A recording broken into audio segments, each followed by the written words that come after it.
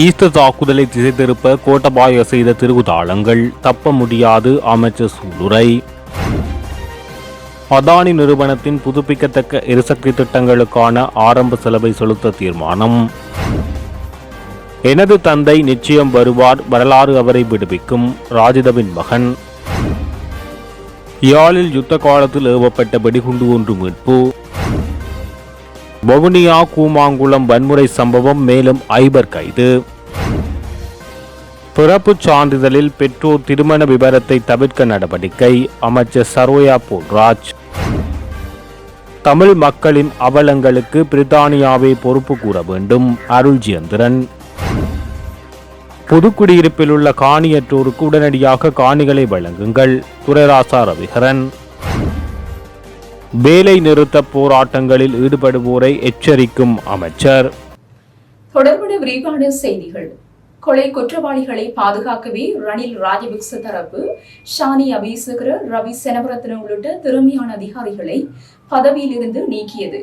ஆனால் எமக்கு எந்த தனிப்பட்ட தேவையும் கிடையாது. எனவே நாம் விசாரணைகளுக்காக திறமையான அதிகாரிகளை ஈடுபடுத்துவோம் என்று அமைச்சர் விமல் ரத்நாயக்க தெரிவித்துள்ளார். கொலை குற்றவாளிகளை கைது செய்து சட்டத்தின் முன் நிறுத்தி தண்டனை பெற்றுக் கொடுப்போம், அவர்கள் ஒருபோதும் தப்ப முடியாது என அமைச்சர் குறிப்பிட்டுள்ளார். இது தொடர்பில் ஊடகங்களிடம் அவர் மேலும் தெரிவிக்கையில், உயிர்த்த ஞாயிறு தின தாக்குதல் தொடர்பில் உரிய விசாரணைகளை மேற்கொண்டு குற்றவாளிகளுக்கு தண்டனை பெற்றுக் கொடுக்குமாறு கட்டினால் உட்பட கத்தோலிக்க திருச்சபை தொடர்ச்சியாக கோரிக்கை விடுத்து வருகிறது. எம்மிடம் மாத்திரமல்ல, இதற்கு முன்னர் பதவியில் இருந்த அரசிடமும் இந்த கோரிக்கை விடுக்கப்பட்டது. ஆனால் என்ன நடந்தது? குற்றத்தை மறைப்பதற்கு செய்யக்கூடிய ஒரு வழிமுறையை அதிகாரிகளுக்கு இடமாற்றம் வழங்குவதாகும். இதற்கமைய கோட்டபாய ராஜபக்ச பதவிக்கு வந்ததன் பின்னர் சிஐடியில் இருந்த 600க்கும் மேற்பட்டோர் அதிகாரிகளுக்கு இடமாற்றம் வழங்கினார். அதேபோன்று அதிகாரிகளை பதவி நீக்கம் செய்தனர், விளக்கமுறைகளில் வைத்தனர். சாட்சியங்களை திரட்டும் திறமையான அதிகாரிகளுக்கு பதிலாக திறமையற்ற அதிகாரிகளை பதவிக்கு அமர்த்தினர். ரணில் ராஜபக்ச தரப்பு ஊழல் மோசடியில் ஈடுபட்டது ஒருபுறம் இருக்க, போலீஸ் திணைக்களம், குற்றப்புலனாய்வு திணைக்களம் மற்றும் சட்டமாதிப திணைக்களம் ஆகியவற்றை குற்றவாளிகளை பாதுகாப்பதற்காகவே பயன்படுத்தினார்கள். எனவே உயிர்த்த ஞாயிறு தின தாக்குதல் தொடர்பில் விசாரணைகளை மேற்கொள்ள திறமையான அதிகாரிகளை நியமிக்குமாறு கத்தினால் மாத்திரமல்ல முழு கத்தோலிக்க சமூகமும் நம்மிடம் கோரிக்கை விடுத்தது. பிரக்னின் எக்னொலிகொட காணாமல் ஆக்கப்பட்டு படுகொலை செய்யப்பட்டுள்ளார். அவரது வழக்கு விசாரணை எடுத்துக் கொள்ளப்பட்ட போது சிஐடியின் பணிப்பாளர் சானி அபிசேகர முக்கிய சாட்சியாளராக பெயரிடப்பட்டுள்ளார். புதுப்பிக்கத்தக்க எரிசக்தி திட்டங்களின் அடிப்படையில் இந்தியாவின் அதானி நிறுவனத்தால் மேற்கொள்ளப்பட்ட ஆரம்ப செலவுகளுக்காக இலங்கை 300 தொடக்கம் 500 மில்லியனை செலுத்த உள்ளதாக தகவல்கள் வெளியாகியுள்ளன. புதுப்பிக்கத்தக்க எரிசக்தி திட்டங்களின் அடிப்படையில் இந்தியாவின் அதானி நிறுவனத்தால் மேற்கொள்ளப்பட்ட ஆரம்ப செலவுகளுக்காக இலங்கை 300 தொடக்கம் 500 மில்லியனை செலுத்த உள்ளதாக தகவல்கள் வெளியாகியுள்ளன. மின்சார அலகு கொள்வனவு விலை நிர்ணயம் தொடர்பாக தேசிய மக்கள் சக்தி அரசாங்கத்துடன் ஏற்பட்ட கருத்து வேறுபாடுகளுக்கு பின்னர் இந்தியாவின் அதானி கிரீன் எனர்ஜி இலங்கையின் திட்டங்களில் இருந்து விலகியது. மின்சார அலகு கொள்வனவு விலை நிர்ணயம் தொடர்பாக தேசிய மக்கள் சக்தி அரசாங்கத்துடன் ஏற்பட்ட கருத்து வேறுபாடுகளுக்கு பின்னர் இந்தியாவின் அதானி கிரீன் எனர்ஜி இலங்கையின் திட்டங்களில் இருந்து விலகியது. இதனையடுத்து தமது திட்டங்களை செயற்படுத்துவதற்கு ஏற்றப்பட்ட ஆரம்ப செலவுகளை திருப்பி செலுத்துமாறு நிறுவனம் கோரியிருந்தது. இந்த நிலையில் சில செலவுகளுக்காக திருப்பி செலுத்தலுக்கான சட்ட ஆலோசனை நேற்று பெறப்பட்டதாக தகவல்கள் வெளியாகியுள்ளன. இதன்படி செலுத்தக்கூடிய மொத்த தொகை 300 முதல் 500 மில்லியன் ரூபாய் வரை இருக்கும் என மதிப்பிடப்பட்டுள்ளது. எரிசக்தி அனுமதி பத்திரத்துக்காக அதானி செலுத்திய பணம் எதுவாக இருந்தாலும் திருப்பி செலுத்தப்பட வேண்டியதில்லை என்றும் ஆலோசனை பெறப்பட்டுள்ளது. இருப்பினும் அடுத்த சில மாதங்களுக்குள் சட்டமா அதிபரின் ஆலோசனை மற்றும் அதிகார சபையின் இயக்குநர்கள் குழுவின் ஒப்புதலுக்கு பின்னர் திருப்பி செலுத்த வேண்டிய தொகையின் சரியான தொகை தீர்மானிக்கப்படும். முன்னதாக வடக்கு மாகாணத்தில் மன்னார் மற்றும் பூநகரி நகரங்களில் காற்றாலை மின்சார நிலைய திட்டங்களை நிறுவனம் நிர்மாணிக்கவிருந்தது. இதற்காக 442 மில்லியன் ரூபாய் முதலீடு செய்வதற்கும் அதானி நிறுவனம் திட்டமிட்டிருந்தது. எங்கள் ஆட்சியை கவிழ்ப்பது ஒருபுறம் இருக்கட்டும், முதலில் உங்கள் தந்தை எங்கு இருக்கின்றார் என சொல்லுங்கள். அவ்வளவு சக்தி வாய்ந்த நபர் என்றால் எதற்காக ஒளிந்து விளையாட வேண்டும் என ராஜித சேனாரத்னவின் மகன் சதுர சேனாரத்னவுக்கு அமைச்சர் சமந்த வித்யாரத்ன பதிலடி கொடுத்துள்ளார். தனது தந்தையை கைது செய்தாலும் செய்யாவிட்டாலும் இந்த ஆட்சியை கவிழ்ப்போம் என முன்னாள் பாராளுமன்ற உறுப்பினர் சதுர சேனாரத்ன குறிப்பிட்டிருந்தார். இது குறித்து எழுப்பப்பட்ட கேள்விக்கு பதிலளித்த அமைச்சர், சட்டம் எவ்வாறு செயற்படும் என்பது நமக்கு தெரியாது, அதில் நாம் தலையிடுவதும் கிடையாது. எனினும் கைது பயத்திலேயே ராஜித பதுங்கி இருக்கக்கூடும். சிறைச்சாலையில் இருப்பதை விடவும் ஒளிந்திருப்பது கஷ்டமாகவே இருக்கும். அந்த கஷ்டத்தை அனுபவித்து விட்டு வரட்டும், சட்டம் தனது கடமையை செய்யும் என தெரிவித்துள்ளார். எனது தந்தை நிச்சயம் வருவார், வரலாறு அவரை விடுதலை செய்யும் என முன்னாள் அமைச்சர் ராஜித சேனாரத்னவின் மகன் சதுரு சேனாரத்ன தெரிவித்துள்ளார். லஞ்சம் மற்றும் ஊழல் விசாரணை ஆணைக்குழு அதிகாரிகள் தன்னை கைது செய்வதை தடுக்குமாறு கூறி முன்னாள் அமைச்சர் ராஜித சேனாரத்னவின் சார்பில் தாக்கல் செய்யப்பட்ட முன்பிணை மனு கொழும்பு நீதவான் நீதிமன்றத்தால் நேற்று நிராகரிக்கப்பட்டது. இதன் பின்னர் நீதிமன்ற வளாகத்தில் கருத்து வெளியிடுகையில் ராஜிதவின் மகன் இவ்வாறு தெரிவித்துள்ளார். யாழில் மண்ணில் புதைத்திருந்த எரிகணை ஒன்று மீட்கப்பட்டுள்ளது. யாழ் வடமராட்சி கிழக்கு வத்திராயன் முருகன் கோயிலுக்கு அருகாமையில் வெடிக்காத நிலையில் இந்த வெடிகுண்டு மீட்கப்பட்டுள்ளது. இந்த சம்பவம் தொடர்பாக மேலும் தெரிய வருவது, குறித்த பகுதியில் வீடு ஒன்றினை நிர்மாணிப்பதற்காக அத்திவாரம் வெட்டி கொண்டிருந்த போது மண்ணில் புதைந்திருந்த நிலையில் எரிகணை ஒன்றினை கண்டுள்ளனர். இந்த நிலையில் உடனடியாக கட்டுமான வேலைகளை நிறுத்திவிட்டு சம்பவம் தொடர்பாக மருதங்கேணி போலீசாருக்கு அறிவித்துள்ளனர். இந்த நிலையில் உடனடியாக அந்த இடத்துக்கு வருகின்ற மருதங்கேணி போலீசார் பிற்பகல் 5 மணியளவில் சம்பவ இடத்துக்கு சென்றிருந்த மருதங்கேணி போலீசார் குறித்த வெடிகுண்டை மீட்டுச் சென்றுள்ளனர். இது யுத்த காலத்தில் ஏவப்பட்ட எரிகணையாக இருக்கலாம் என தெரிவிக்கப்பட்டுள்ளது.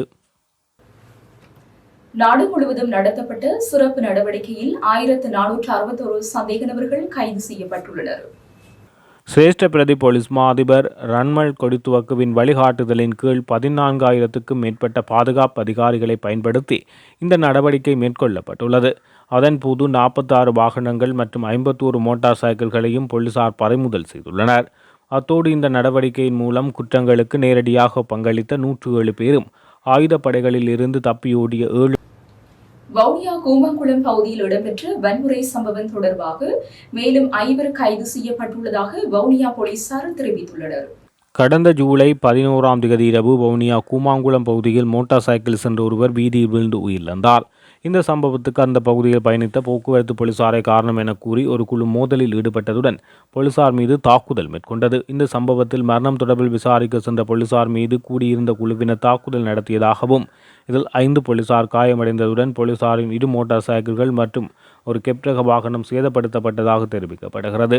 அரசு சொத்துக்கள் சேதப்படுத்தியமை, மக்களை ஒன்று கூட்டியமை, போலீசாரின் கடமைக்கு இடையூறு செய்தமை மற்றும் இறப்புக்கு காரணமாக இருந்தமை உள்ளிட்ட பல்வேறு குற்றச்சாட்டுகளின் கீழ் கடந்த திங்கட்கிழமை 2 கைது செய்யப்பட்டனர். இதனைத் தொடர்ந்து போலீசார் மேற்கொண்ட விசாரணைகளின் அடிப்படையில் மேலும் 5 நேற்று கைது செய்யப்பட்டுள்ள நிலையில் கைது செய்யப்பட்டவர்களை மேலதிக விசாரணைகளின் பின்னர் நீதிமன்றத்தில் முற்படுத்த நடவடிக்கை எடுக்கப்பட்டுள்ளதாக போலீசார் தெரிவித்துள்ளனர். பிறப்புச் சான்றிதழில் பெற்றோரின் திருமண பதிவு விவரத்தை சேர்ப்பதை தவிர்க்க நடவடிக்கை எடுக்கப்பட்டுள்ளதாக மகளிர் மற்றும் சிறுவர் விவகார அமைச்சர் சரோஜா சாவித்ரி போல்ராஜ் தெரிவித்துள்ளார். தந்தையின் பெயர் இல்லையெனில் தாயின் குடும்ப பெயருடன் குழந்தையை பதிவு செய்யலாம் என்றும் குழந்தையின் பாதுகாப்புக்கு அரசாங்கம் முழுமையான ஆதரவை வழங்க தயாராக இருப்பதாக அவர் கூறினார்.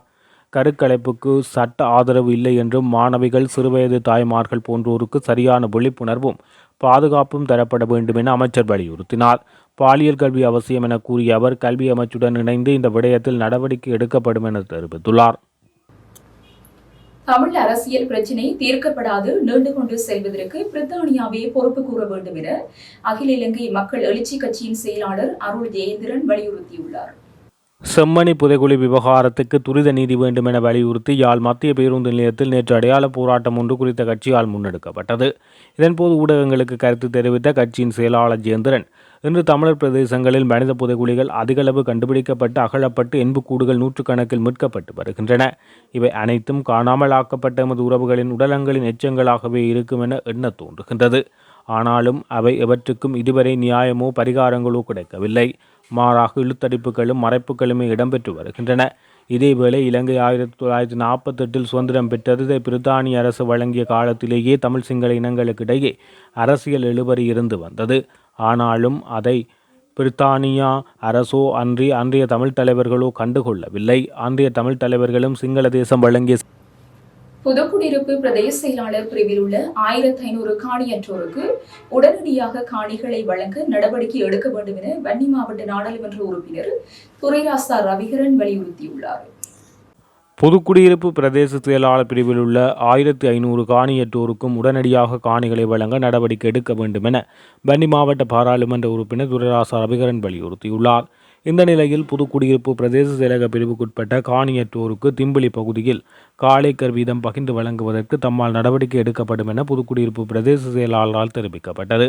முல்லைத்தீவு புதுக்குடியிருப்பு பிரதேச அபிவிருத்தி பொதுக்குழு கூட்டம் நேற்றைய தினம் இடம்பெற்றது. குறித்த ஒருங்கிணைப்பு குழு கூட்டத்தில் இவ்விடயம் தொடர்பில் அவர் தெரிவித்தார். ஏனைய மாவட்டங்களை பொறுத்தவரை காணியற்றோர் மிகவும் குறைவாக காணப்படுகின்றனர். ஆனால் முல்லைத்தீவு மாவட்டத்தில் காணியற்றோர் மிகவும் அதிகளவு காணப்படுகின்றனர். குறிப்பாக முல்லைத்தீவு மாவட்டத்தில் 3389 பேர் காணியற்றவர்களாக காணப்படுவதாக புள்ளி விவரங்கள் சுட்டிக்காட்டுகின்றன. அதிலும் குறிப்பாக புதுக்குடியிருப்பு பிரதேச செயலக பிரிவில் காணியற்றோராக 1500 பேர் காணப்படுவதாக பிரதேச செயலக புள்ளி விவரங்களிலிருந்து அறிய முடிகிறது. இந்த நிலையில் காணியற்றவர்கள் பல தொடர்பாடுகளுக்கு முகம் கொடுத்து வருகின்றனர். எனவே புதுக்குடியிருப்பில் இருக்கின்ற இந்த காணியற்ற மக்களுக்கு காணிகளை வழங்க உடனடியாக நடவடிக்கை மேற்கொள்ளப்பட வேண்டும் என வலியுறுத்தி கேட்டுக்கொள்கின்றோம் என்றார். இந்த நிலையில் புதுக்குடியிருப்பு பிரதேச செயலாளர் இதற்கு பதிலளிக்கையில், புதுக்குடியிருப்பு பிரதேச செயலக பிரிவுக்குட்பட்ட திம்பிலி பகுதியில் உள்ள அரச காணிகள் அளவீடு செய்யப்பட்டு காணியற்றோருக்கு வழங்குவதற்கு நடவடிக்கை எடுப்பதாக தெரிவித்தார். அதன் அடிப்படையில் புதுக்குடியிருப்பு பிரதேச செயலாளர் பிரிவில் உள்ள காணியற்றவர்களுக்கு திம்பிலி பகுதியில் 0.25 ஏக்கர் வீதம் காணிகளை வழங்க நடவடிக்கை எடுக்கப்படும் என பிரதேச செயலாளரால் தெரிவிக்கப்பட்டிருந்தமை குறிப்பிடத்தக்கது. எந்த ஒரு கோரிக்கையை முன்னிட்டும் வேலை நிறுத்த போராட்டங்கள் மேற்கொள்ளப்படுவது மிக பெரும் தவறு என்று அமைச்சர் நலிந்த ஜெயதிஸ் விமர்சித்துள்ளார். வேலை நிறுத்த போராட்டங்கள் காரணமாக இழக்கப்படும் 24 மணி நேரமோ அல்லது 48 மணி நேரமோ அதனை ஈடு செய்ய அதன் பின்னரான ஒரு வாரம் வரை கடுமையாக உழைக்க வேண்டியிருக்கும். இதன் காரணமாக தொழிற்சங்க தலைவர்களுக்கு ஒன்றை சொல்லிக்கொள்ள விரும்புகிறேன். நீங்கள் வீதிக்கு இறங்கி வேலை நிறுத்தம் ஆர்ப்பாட்டம் செய்து விடுவதால் மாத்திரம் எல்லாவற்றையும் செய்துவிட முடியாது. ஒரு சில விடயங்கள் தொடர்பில் நாங்கள் அதனை மேற்கொள்ள திரைசேரியுடன் கலந்துரையாடல்களை நடத்த வேண்டியிருக்கும். அதற்காக குறிப்பிட்ட காலம் எடுக்கும். எனவே வேலை நிறுத்தம் மேற்கொள்வதால் ஒரு சதத்துக்கும் பிரயோசனம் இல்லாத செயற்பாடு என குறிப்பிட்டுள்ளார். இதற்கிடையே கடந்த காலங்களில் தொடர்ச்சியாக மிக பெரும் ஆர்ப்பாட்டங்கள் வேலை நிறுத்தங்களை மேற்கொண்டதன் ஊடாகவே தற்போதைய தேசிய மக்கள் சக்தி அரசாங்கம் அதிகாரத்தை கைப்பற்றி கொண்டுள்ளமையும் குறிப்பிடத்தக்கது. இத்துடன் ஜெஃப்னக்லரியின் மதிய நேர பிரதான செய்திகள் நிறைவடைகின்றன. மேலதிக செய்திகளை அறிந்து கொள்ள www.jeffnaclery.lk என்ற இணையதளத்தின் ஊடாக இணைந்து கொள்ளுங்கள்.